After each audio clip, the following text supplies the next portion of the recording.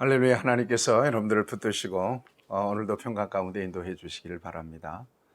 오늘 하나님께서 우리에게 주시는 말씀은 시편 13편 1절에서 6절까지의 말씀입니다. 여러분은 언제나 평안하십시오. 여러분들에게는 고난과 시련이 없었으면 참 좋겠습니다. 그렇지만 고난과 시련이 없는 세상은 이 세상 너머에나 있습니다. 누구에게나 크고 작은 여러 가지 어려움들은 있게 마련입니다. 믿는 사람이라고 예외는 아니죠. 저는 목사지만 여러 곳 몸이 아픈 곳이 많습니다. 그런데 목사이기 때문에 안 아파야 되지 않느냐.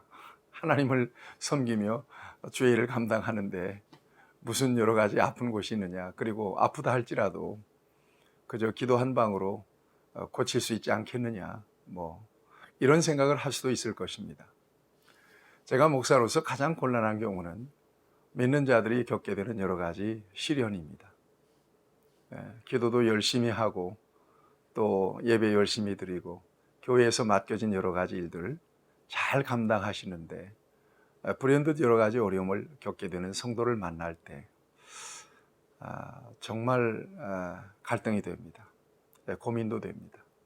하나님 앞에 기도하면서 하나님, 왜 저 성도에게 저런 시련이 닥친 것입니까?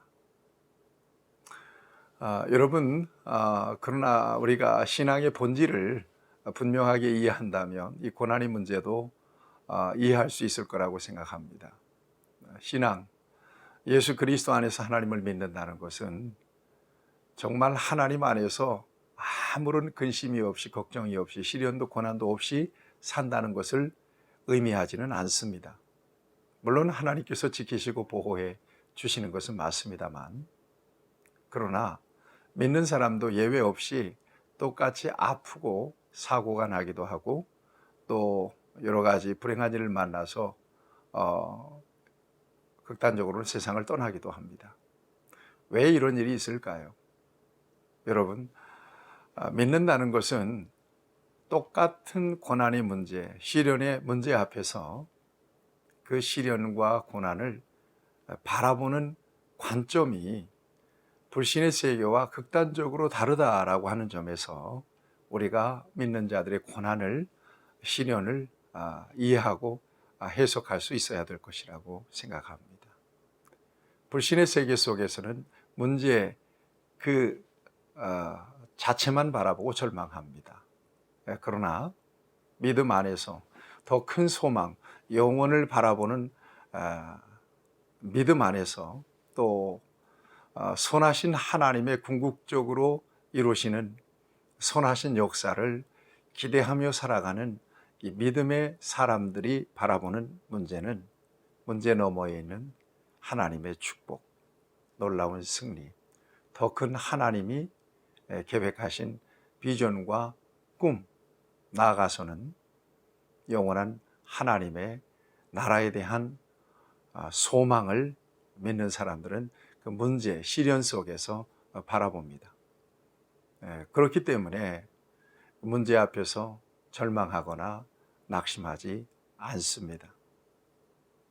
이것은 결코 작은 차이가 아닙니다.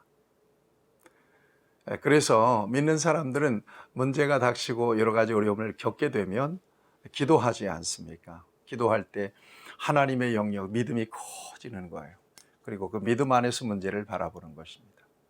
그러면 기도하기 전에는 그렇게 컸던 문제가 기도하기 시작하면서 만만한 문제가 되고요. 오히려 하나님이 더 크게 보이고 문제는 작아지게 돼요. 문제는 분명히 남아있는 것 같은데 문제를 문제로 여기지 않죠. 이것이 믿음의 비밀입니다. 믿는 자들이 고난을 이겨내고 시련을 이겨내는 비밀입니다. 그래서 빌립보 4장 6절 말씀, 아무것도 염려하지 말고 오직 모든 일에 기도와 간구로 너희 구할 것을 감사함으로 하나님께 아뢰라. 그리하면 하나님이 문제를 해결해 주시는 것이 아니라 모든 지각에 뛰어난 하나님의 평강이 그리스도 안에서 너희 마음과 생각을 지켜주시겠다는 거예요. 문제는 있어요. 그러나 문제를 바라보는 관점은 기도 이전과 기도 이후가 전혀 다른 거죠. 하나님 안에서 바라보는 것과 하나님 밖에서 문제를 바라보는 것은 문제를 바라보는 관점이 전혀 다르다는 거예요. 그런 차원에서의 승리입니다. 믿는 사람은 문제 앞에 결코 굴복하지 않습니다. 시련 앞에 결코 굴복하지 않습니다. 넉넉하게 하나님께서 주신 믿음으로 문제를 이겨내고 시련을 이겨내죠. 그리고 궁극적으로는 하나님을 찬송하고 하나님께 감사합니다. 여러분, 인간의 문제라고 하는 것은 가장 큰 문제가 죽음의 문제 아니겠어요? 그 이상의 문제가 없지 않습니까? 그럼에도 불구하고 예수 그리스도 안에서 하나님을 믿는 사람들은 그 죽음의 문제조차도 죽음 너머에 있는 영생, 부활과 영생을 바라보며 이겨냅니다. 그래서 의연합니다. 죽음 앞에서 낙심하거나 절망하지 않습니다. 여러분, 저와 여러분들이 진정으로 하나님을 믿는다면 오늘 그 고난을 통해서 예비하신 하나님의 축복도 바라보셔야 될 것입니다. 진정으로 저와 여러분들이 하나님을 믿는다면 모든 것이 합력하여 선이 되도록 이끄시는 하나님의 최선을 완전히 신뢰할 수 있어야 될 것입니다. 오늘 고난이 있으십니까? 그것은 여러분들을 사랑하시는 증거요, 축복의 좋은 징조라고 하는 것을 여러분들이 기억하시면서 욥과 같이 찬송하며 감사하며 고난을 이겨내 보시기를 바랍니다. 큰 은혜를 주실 줄로 믿습니다. 오늘 본문 말씀 다윗의 시편입니다. 다윗이 극심한 고난 속에서 지었던 시입니다. 다윗은 여러 가지 고난 많이 겪었습니다. 죽을 고비도 많이 겪어야 했습니다. 그러나 그는 그때마다 하나님 앞에 기도하죠. 하나님을 찾습니다. 여러분, 어떤 순간이라도 우리의 도움이 하나님밖에 없어요. 인간은 도울 힘이 없습니다. 인간을 궁극적으로 하나님처럼 의지하면 결국 실패합니다. 실망하기 딱입니다.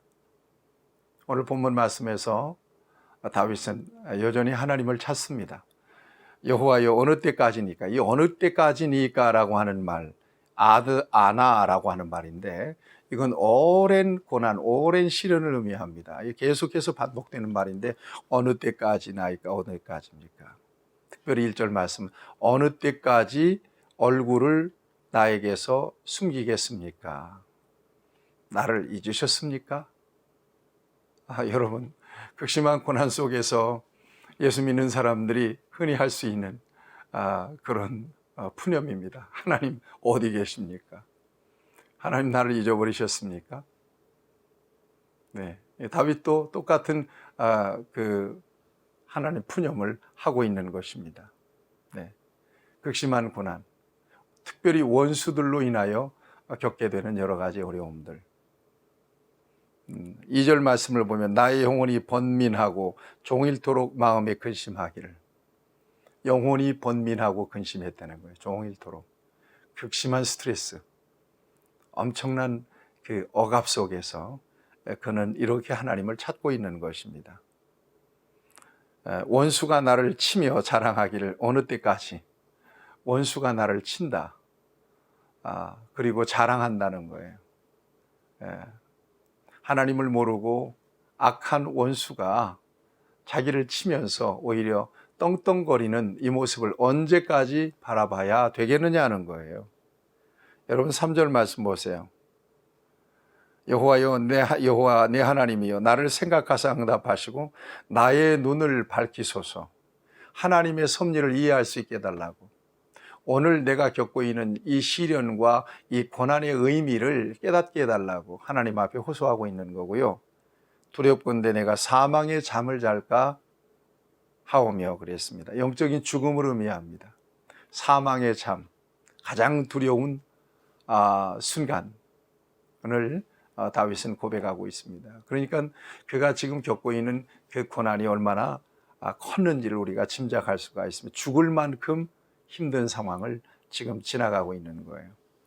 4절 말씀도 보세요. 두렵건대 나의 원수가 이르기를 내가 그를 이겼다 할까 하오며 내가 흔들릴 때에 나의 대적들이 기뻐할까 하나이다. 정말 어려운 일입니다.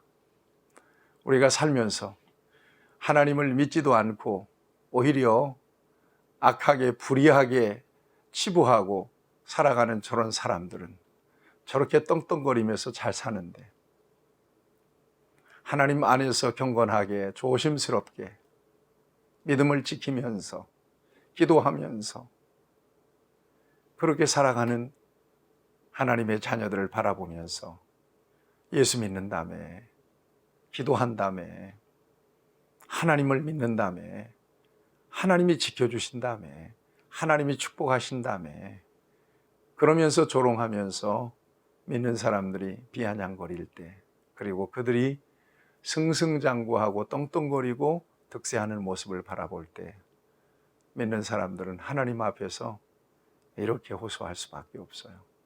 하나님 어디 계십니까? 하나님 얼굴을 왜 숨기십니까? 하나님 나 잊으셨습니까? 그렇지만 여러분, 믿음으로 하나님을 바라보면 반드시 이깁니다. 아까 말씀드렸어요. 믿는 자들은 그 시련과 그 고난, 그 같은 불의한 역사를 바라보는 관점이 전혀 다르다. 하나님의 관점으로 바라보면 그 상황은 아주 별거 없는 상황이 되어버리고 말아요. 그리고 그가 바라보는 대로, 믿음으로 바라보는 대로 하나님은 놀라운 승리를 주시죠. 여러분 5절 말씀 보세요. 이 비밀을 알았던 다윗은 나는 오직 주의 사랑을 의지하여 싸우니 나의 마음은 주의 구원을 기뻐하리이다. 구원을 바라보고 있잖아요. 구원을 확신하고 있잖아요. 그런 상황 속에서도 여전히 그를 사랑하고 계시는 하나님의 손길을 느끼고 있잖아요. 경험하고 있잖아요. 그래서 문제는 있지만 이미 기도하는 다윗은 그 문제를 하나님의 관점에서 바라보고 믿음으로 승리하고 있는 거예요. 승리를 선포하고 있는 것입니다. 이게 이기는 것입니다. 이게 영적인 싸움에서 승리하는 비결입니다. 하나님 앞에 문제를 위해서 기도하면 당장의 문제를 딱 해결해 주시고 우리의 소원을 만족하게 이루어 주시는 것, 정말 얼마나 귀한 일이겠습니까? 정말 여러분들, 하나님은 그럴 수도 있겠지만 그렇게 기도하는데도 문제는 여전히 있습니다. 죄송한 표현입니다만 참 미치고 환장할 일입니다. 그럼에도 불구하고 여러분, 하나님을 꾸준히 바라보면 하나님이 위대하시고 하나님이 광대하신 분으로 여러분들의 마음을 채우십니다. 그리고 하나님의 관점으로 문제를 바라보면 아주 그 문제가 그렇게 시시할 수밖에 없어요. 그래서 믿음으로 먼저 이기고 그리고 하나님의 도우심으로 그 문제도 해결받게 되는 것입니다. 다윗이 그랬습니다. 그래서 6절 말씀을 보면 찬양합니다. 내가 여호와를 찬송하리니 이는 주께서 내게 은덕을 베푸심이로다. 여러분, 문제 해결에 대한 확신이 없다면 이렇게 찬양할 수가 없어요. 하나님의 은혜로, 여전히 하나님의 은혜로 승리를 선포하고 또 문제를 바라볼 때 만만하게 바라보고 오히려 하나님을 찬송하고 승리를 확신하는 다윗의 고백을 듣습니다. 여러분, 여러 가지 힘들고 어려운 상황 속에서도 문제가 남느냐, 내가 남느냐, 문제가 크냐, 하나님이 크냐. 여러분, 등식을 갖다가 붙여보세요. 하나님은 위대하세요. 또 우리를 향하신 하나님의 관심과 사랑은 너무나도 크십니다. 여러분들이 어떤 문제든 하나님을 바라보고 있다면 여러분들은 승리하셨어요. 믿음으로 바라보고 있는 대로 하나님은 그렇게 행하실 것이기 때문에 그렇습니다. 오늘도 승리하시기를 축복합니다. 여러분들은 승리자입니다. 하나님 아버지, 오늘 다윗이 어려움 속에서 하나님께 호소하고 그리고 하나님께서 주신 마음으로 승리를 선포하고 오히려 하나님을 찬송하는 귀한 말씀을 통해서 우리가 어떻게 다가오는 시시각각으로 밀려오는 시련을 바라볼 수 있어야 될지 귀한 믿음의 관점을 주신 것을 감사합니다. 어떤 문제든 하나님 앞에 기도하며 하나님께 맡길 수 있는 믿음을 주시고 하나님의 관점으로 문제를 바라보고 승리를 선포하고 오히려 찬송할 줄 아는 성숙한 믿음으로 우리를 인도해 주시옵소서. 시련과 환난 속에 있는 성도들을 위로해 주시고 저들에게 새 힘을 주시고 넉넉하게 승리할 수 있도록 인도해 주옵소서. 주 예수 그리스도의 이름으로 간절히 기도하옵나이다. 아멘. 여러분 승리하시길 축복합니다.